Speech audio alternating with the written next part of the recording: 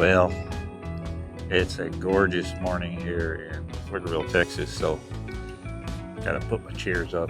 Decided I would go for a little walk around the neighborhood, chat with you a bit. Normally when we go walking, my wife likes to jaywalk across the street here, but there's a safer way to go. She's just afraid she'll fall over the sharp incline, steep incline, going that way that I like to go. But I'll show you. I'll show you my safe route. Coming up on the bridge here in the creek. This poor old mulberry tree, I think has seen its better days. I'm not sure how much longer it's going to last, but used to have mulberries on it in the springtime, but not too many this past year. It's about 10 in the morning here, so we still got some traffic noise on this busy street. So I get down to the hike and bike trail. And once again, I've shown this before, but there's some great artwork that the city had some local artists put on the incline here. And walking down here, you sure as heck don't want to step on those soap berries, they're called, because they're called soap berries because they have a detergent type thing in it, so you can use it as organic soap or detergent, which they probably did in the old days. But you step on them on an incline, you're gonna lose your footing. So, gotta be careful with that. Going under the bridge here along the creek. Occasionally there'll be people fishing. I guess they catch little perch and stuff. Nothing big. Pretty good view of the creek, but there's a little memorial here to a person that actually died near this spot a couple years ago. They found the body, and I guess the family or somebody, friends or family, put up a little memorial to that person, so that was kind of nice. Well, today's a beautiful day to go out walking in the hike and bike trail in the park. Already ran into some new friends and kids out walking toward the goat area. Yeah, it's time for me to go off the concrete walking trail. Traipse over here in the nature trail along the creek. Hopefully get away from the street noise going on we hear. So you can tell it's kind of wet. I don't know if it rained last night. It might have, but definitely some dew on the morning grass. And let's see. Oh yeah, nice pool of water there. Here in a shady area, I'll give you a little summary of my medical conditions. You notice there's a little splotchy thing here, and you'll notice I have a tiny bandage on my nose. That's because there's a couple of additional basal cells that will have to be removed soon. And great dermatology clinic here in Pflugerville detected, yes, they have to go in and remove the basal cells. No problem. But this time we're going to use a radiation treatment. It's a very targeted radiation, doesn't bother you. You have to go for about 2 months, 2 or 3 times a week to get it done. But to me, it's better than doing surgery on it, because then you have potential complications with infection, stuff like that. So we're going to go that route. I've traipsed through this part of the hike and bike trails and the creek before, but it's always fun to come out on a nice morning like this and enjoy the quiet, or as quiet as it could be when you're in the middle of the actual city. But luckily we're a city about 70,000 spread out a lot, so there's some quiet moments to be had. I haven't done it yet, but I've been tempted to try to walk barefooted to get some what they call grounding. I guess they say that it's healthy to ground yourself to the earth with your bare feet, and that helps you stay healthier. I don't know if that's true or not, but might try it someday. Well, here's a little tiny waterfall. Kind of looks like it's probably man-made. A nice little rock outcropping there, and wiggling through the grapevines and other vines here, wild grapevines. And we're coming out of the woods back to the concrete walkway again. And a lot of people out this morning. I guess it's kind of Thanksgiving week here, so schools are out. Some people have taken off, some people probably visiting from out of town. But beautiful morning. People get out and walk quite a bit on a day like today. It's a nice day. Well, I'm going to go down a natural path here that I haven't been down before. This is a little area of the park where they make, in the springtime, they'll plant flowers that butterflies and bees, honeybees like, to try to encourage them to stick around. So, along the creek here, and then some folks have created a little path along this route. We'll see where it takes us.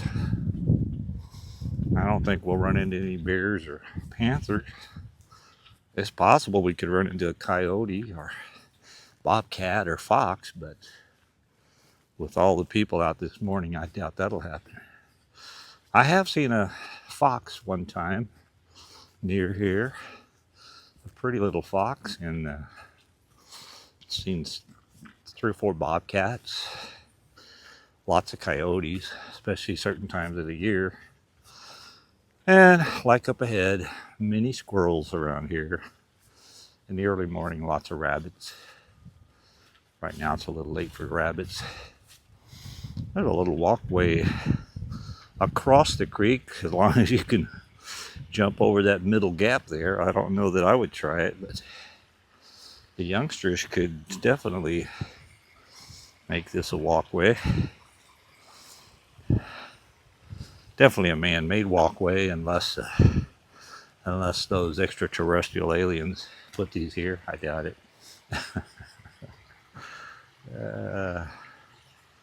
Nice little stream area. Had to take my jacket off. Getting too warm for me now. Probably up to 70 degrees Fahrenheit. I'd have to calculate the Celsius temperature, but pretty warm for us this time of year. Like I said, a lot of dog walkers in the park. Beautiful park over here with the volleyball court, which leads you to the really nice playground for the kids. Nice park. Oh, here's another little natural walking trail. Let's see where it takes us. We might find some pirate treasure over here. You never know. Not likely, but hey. Oh, nice little hill here above the creek. Now, what's amazing, when it comes a big flood, the water actually goes above this ledge. So that tells you how deep the water would be. That would be oh my gosh, 15 to 20 feet above the water line here at the creek. So that would be a pretty big flood. It does happen, not too often. And the way the park area and the housing areas are designed, there are only a few houses that will get their backyards or things in the backyard flooded when they have that big of a flood. So it's not too risky. But these small little creeks can raise very quickly if there's a thunderstorm upstream, dropping a lot of water. I've told y'all before that we also have a house in the Philippines, and they've had a bunch of typhoons this year. There's actually a small one going through the southwestern part of the Philippines, I think, right now. Luckily, where our house is in Mabalacat, close to Clark, in our neighborhood doesn't get flooded. There are spots where it probably does flood, but Luckily, ours is in a good spot where we don't have to worry about floods, and the volcano hasn't decided to erupt since 1991, and there haven't been any big earthquakes in that area, so far so good. We might consider going back there for a few months in the spring. My wife hasn't made up her mind yet. You know how that goes. Okay, we're going to try to walk down this fairly steep incline and hope I don't slide in the damp mulch here. Nice moss there on the edge. So I mentioned to you we have a house in the Philippines, and I'm 70. My wife's around, well, a little older than me. Let's just put it that way. But when you get our age and you're trying to figure out where's the best place to be if you reach a point where you need assisted living or something like that, it's kind of a dilemma. If you stay in the States and you have to have assisted living, it's going to cost you a fortune. I know that because my mom and dad went through those processes before they passed away, and that was in rural Missouri. But you're talking about a monthly cost of probably at least $6,000 per month, $8,000, maybe more, especially if you have medical issues that have to be taken care of. On the other hand, if you were to move to the Philippines or retire permanently there, the expense there is much less than here. Our house there is paid for, so we have very little expenses. Plus, you can hire a live-in maid and even a live-in nurse for 1/5 or 1/10 the cost that you would need to do that here in the States. So the dilemma is, can my wife readjust to the Philippine culture and live there the rest of her life? And am I willing to put up with the inconvenience differences there compared to here? It's a great culture. We have a lot of fun when we go there. Neighbors are wonderful. Usually, most Filipinos are just wonderful people. So there are pros and cons, and so far we haven't decided. But I think we'll make at least one more 5-month or so trip to see what we think and decide from there. So anyway, if you're not yet old, think about what you're going to do when you get to 70 and 80. All back on the main trail now, going past the sand volleyball courts here, which is some nice volleyball courts. Just ran into another friendly, beautiful lady with 2 little puppies, and always show these flowers. I think one of my friends said it's, if I'm not mistaken, Paradise of Barbados or something like that. Maybe the name of the flower, but got these tiny little toddler playgrounds around the neighborhood. So nice little spots, picnic tables in the back. There's a little corner of our neighborhood, some beautiful houses where they had the model homes when they first started selling houses in this neighborhood. So it's really nice. This gives you a view, an elevated view of the creek.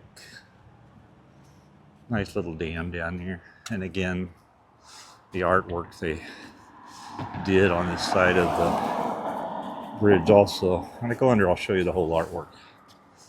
So here we go, into the grass, along the artwork, down to the sidewalk, or hike and bike path, the concrete version. So, give you a better view of the artwork they did here. Took about a month or so to finish it. I guess they had to paint segments of it at a time, let it dry, and paint the other parts of it. But well, did a good job.